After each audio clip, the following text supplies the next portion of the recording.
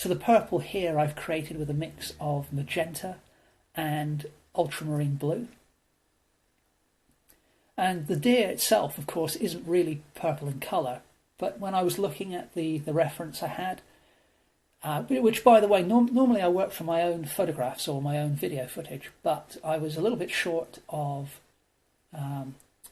deer photos. And the other week I had to do an artist demonstration for Exeter Art Society.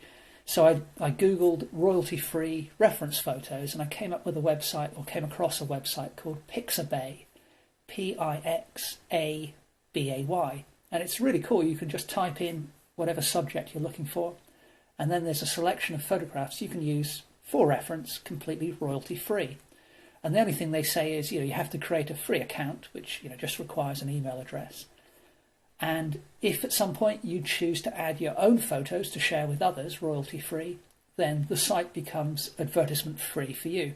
So it's a really great resource for artists. It's pretty cool. So this line sketch that was there at the start of the video, I actually created that as the start of my demonstration at Exeter Art Society. It's one of the warm-up sketches that I typically do, just to sort of get the artistic muscles flexing before I move on to the main work for the evening. Anyway, so as I was saying about this purple, the deer itself isn't really purple in colour, but when I was looking at the reference, the shadowy regions had a sense of purple to them.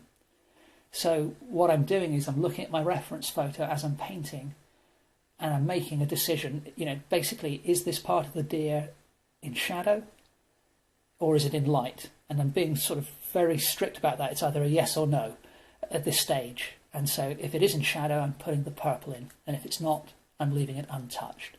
And I'm currently using that same purple, but with a dry brush technique, to begin to suggest the presence of a cast shadow on the ground, so that we're beginning to give a sense of the deer standing on a solid platform.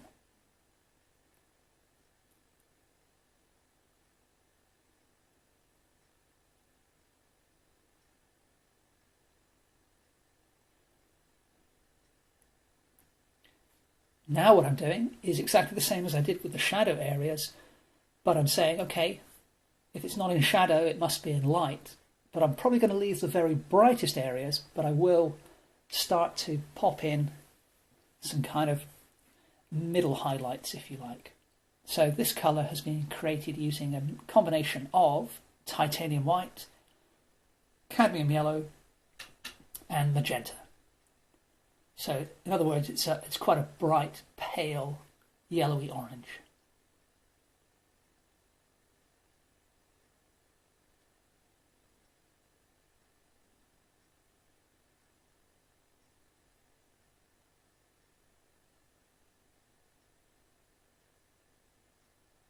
Now, one might be tempted to, having defined the shadows on the deer, to simply colour in the remaining white patches with this lighter colour.